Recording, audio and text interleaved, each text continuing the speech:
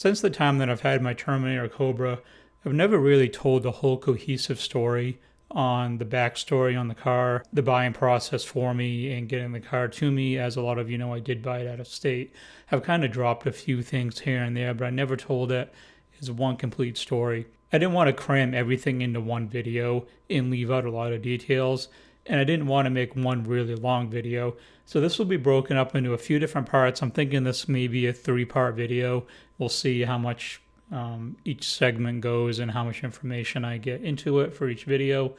This first video is going to cover the backstory on the Cobra, how I knew the person that I bought it from, and how the whole situation came about as far as me actually buying the Cobra from them. So sit back and enjoy. This is the story of buying my 2004 Terminator Cobra.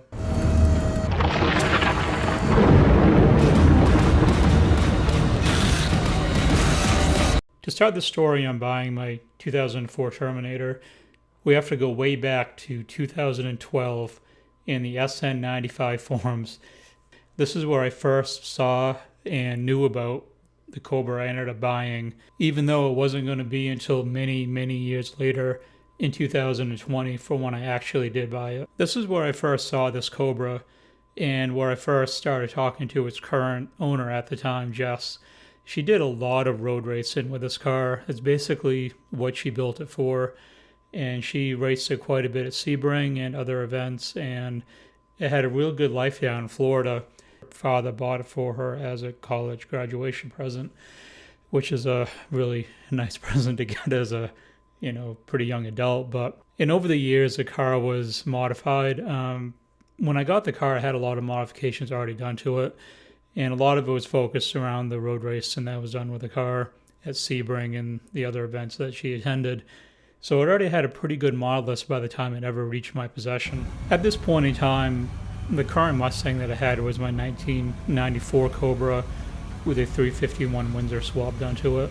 And also in that time frame, I also had my 1995 GT that had a Paxton supercharger on it. I really wanted a 2004 Terminator, but it just wasn't possible at that point in time for me.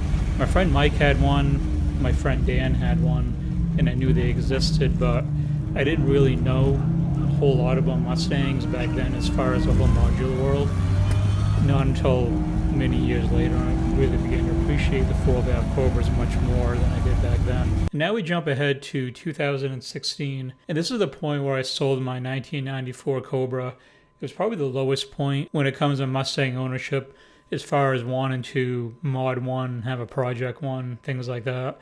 At this point, I had swore off Mustangs or basically anything like that and decided to move on to other things to try to hold my interest, and buying a 2003 or 2004 Terminator was definitely not on the radar at this point in time. Even though I sold my 1994 Cobra, I still had my 2008 CBR 600RR, which was an extremely fast bike and very, very awesome bike to own. It's actually my third CBR that I owned over the years.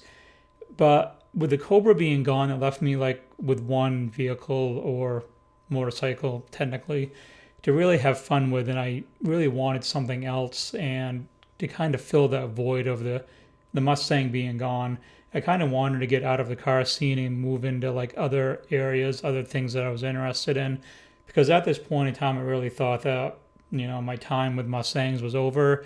It was time to explore other options and other interests, and getting another Mustang wasn't something I was really even considering at this point. So now we jump ahead to March of 2018, and this is when I bought a Can-Am Renegade XXC 850.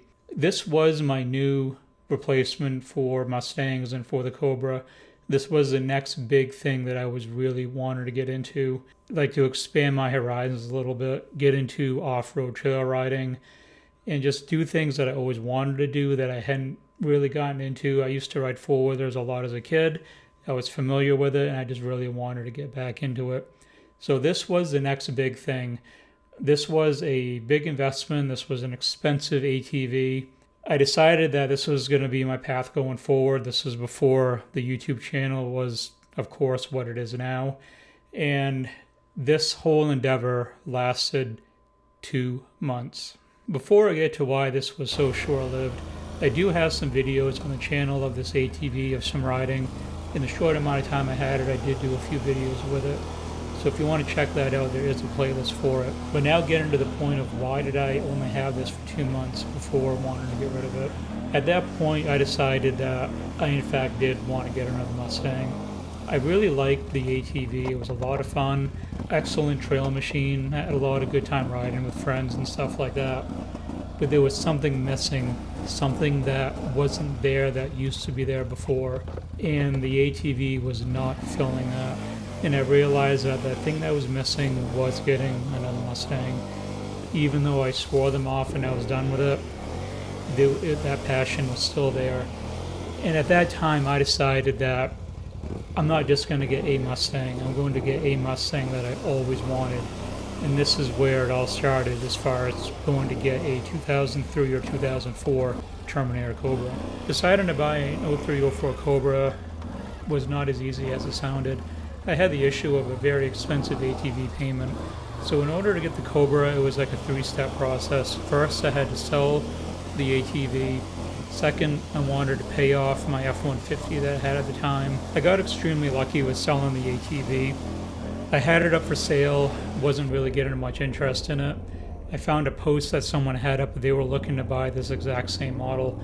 I contacted him, he came up from Pennsylvania, bought the ATV. That was probably about a month after, 2 months maybe, when I started this decision, and then it was on to paying off the F-150 for step 2, and then 3 was finding the Cobra that I wanted. So I started doubling up on my truck payments in order to get it paid off. The whole plan was to buy a 2003-2004 Cobra in the spring of 2021, but those plans quickly changed. So for the remainder of 2018 and through 2019, I was making double payments on my F-150. I didn't want to have the payment on the Cobra when I got one and the payment on my truck at the same time. So my plan was to pay off the truck and to buy the Cobra with basically the money that I was saving on not having a truck payment. So everything was going according to plan, and this was early 2020 at this point, like around February. I was scrolling through Facebook one day just randomly, and this post pops up, and this changes everything from this point on. So this was quite a dilemma. I had not planned on buying a Cobra until springtime of 2021, and this was going into springtime of 2020. It was a Cobra that I knew of. I had known the owner for a long time. Justin and I had kept in touch all these years later through Facebook, from the SI95 forums up to this point in time. It was a car that was in my price range. It was a color that I wanted. It was everything that I was looking for, but it was an entire year early. So I pretty much was faced with the fact that I wasn't going to get this car. I just couldn't make things happen at that point. So we fast forward a few months to July of 2020, and Jess is not pushing very hard to sell the car. It's both her and her dad's car. It's financially in her father's name, but it's her car as a gift. So it's July and the car is still for sale, and they're not pushing very hard to sell it. It's basically been a couple of posts on Facebook. It wasn't through SVTP forums. It wasn't through Marketplace. It was just on our Facebook page. And I got thinking, it's like, I can get this car realistically.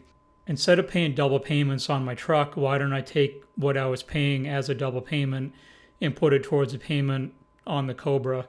So in July, I messaged her on Facebook and said, "Are you and your dad really serious about selling this car?" She said yes, and this started the whole process of buying my Cobra. There's still a lot more to this story, working out the final details on buying the car, and of course the nightmare of shipping it. That's a whole story within itself. So stay tuned for part 2, coming up very soon.